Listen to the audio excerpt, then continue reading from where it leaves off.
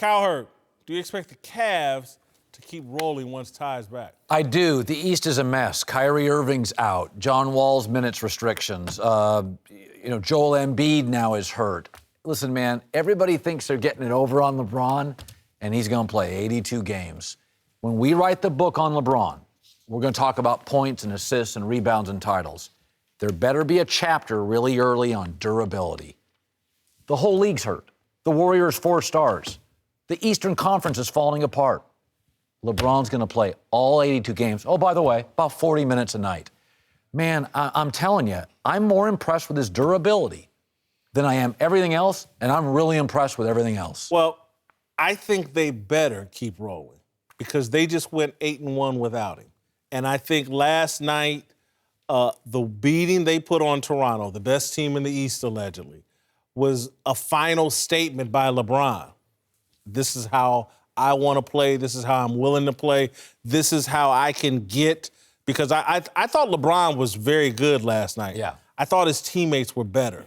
And I thought it was because of LeBron's attitude. It was like, damn, this game's really important to LeBron. And so I think this 8-1 stretch with the exclamation point of taking out Toronto in the fashion they did, controlled that game from start to finish, embarrassed me, Kyle Lowry, and DeMar DeRozan. There's some pressure on Ty Lue. Whitlock, I think you could coach the Cavs and they'd win the East. I mean, really, it doesn't matter. Same with the Warriors. Steve Kerr's out. Luke Walton coaches them. Mike Brown coaches them, and they roll. I think the Cavs are rolling. To your point, the East is so bad. Cavs are a really good team, and I'm going to give them a shot in the finals.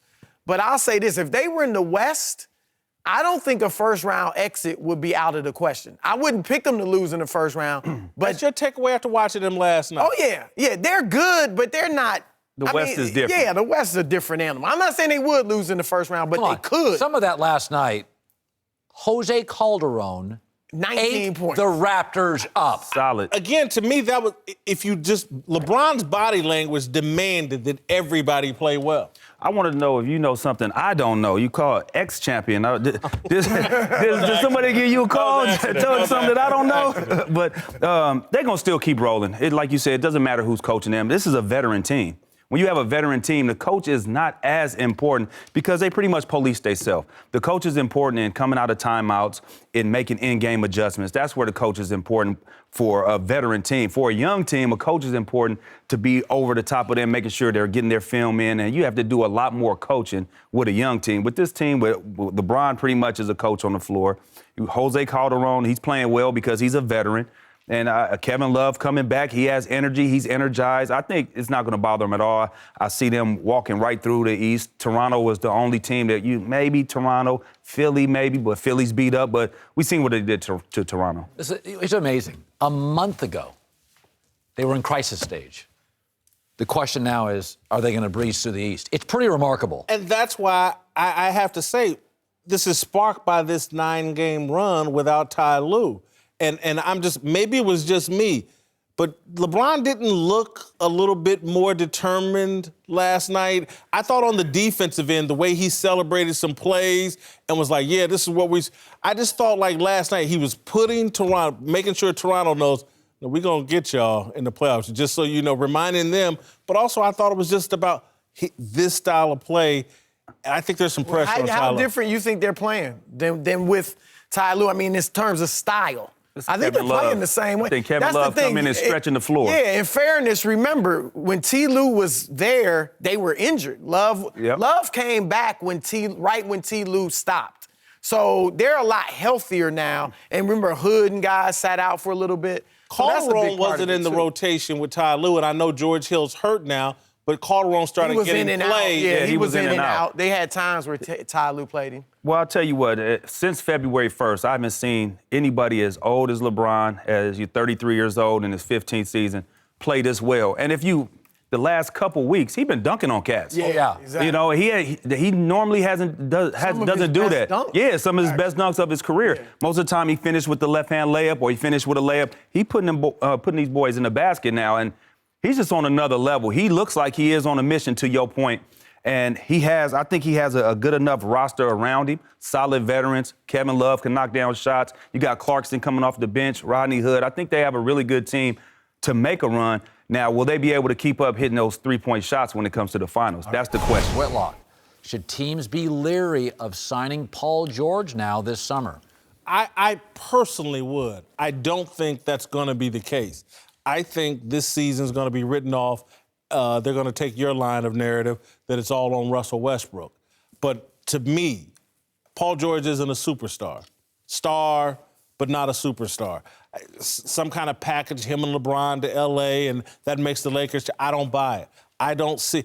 Paul George is shrinking with expectations and the pressure in OKC. The guy, he's talking about something wrong with his shot, not in the first quarter. Let's go look at his first quarter stats all year.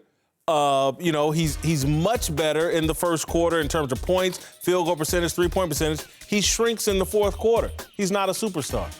Well, he's a very, very high-end two-way player.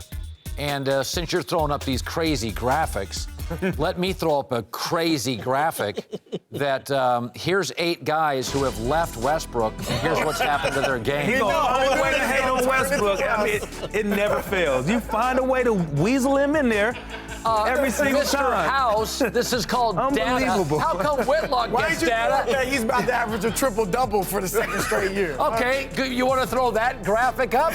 Listen, Paul's a very good two-way player. Now, He ain't Klay Thompson. he's not, no, and I don't think he's Kawhi Leonard if healthy. But he's a very good player, and let me tell you Who something. shrinks in the fourth quarter.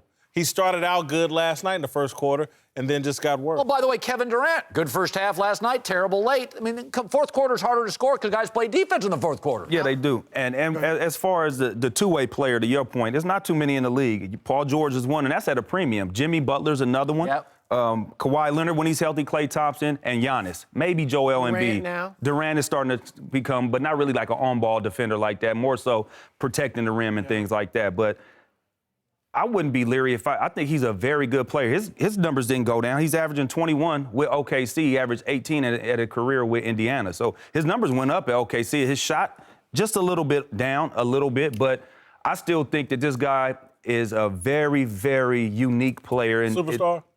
No, it's not. How many superstars is in the league? 4? You know, superstars is different. He's a star, though. Yes, I'm going to break it down for you, Whitlock, because I hear where you're coming from. He's not the number one player on the championship team. I agree. All right, we know that. He's a max player, but he's not your number one guy on a title team. So if I'm the Lakers, because that's where he wants to go, if I can only get him, if I can't get LeBron, I don't think I'm paying him. I'm not going after him. Because in 4 years, I'd say in 2 years, I think Brandon Ingram may be better. Julius Randle may be better. Kyle Kuzma probably won't be a two-way guy, but offensively he may be as good or better. And who knows with Lonzo. So if he's the only one I can get, I think I'll leave him alone. The problem is to have a shot at LeBron, I think you have to get George. And I don't mind him if I have LeBron. If George is going to be my second guy, I'm cool with him. But as my number one guy with all that young talent in L.A., I'm with you. I think I'll leave him alone. Now, Philly's going to have cap room. If they can't get LeBron, George, to me, would be a wonderful consolation prize. Shooter. Can he handle being the third guy? Because that's what he'd be behind That's what Simmons he and Embiid. is, though. He's the third guy. Again, he's number 2 right now, and he's failing. I'm not sure if he'll be number 3 offensively in Philly because Well, he can Simmons score will fit. better. Yeah, Simmons is more of a facilitator. So that'd be that'd be a great place for him. But don't you think it's interesting that his worst month ever is with Westbrook? I'm just saying.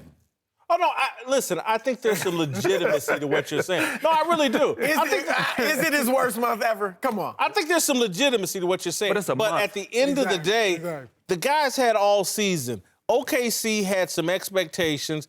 He's not meeting them, not anywhere close. And Lord help me, we didn't even get to Carmelo, who literally, I feel like I can wear Carmelo shorts now. He looks so damn thick.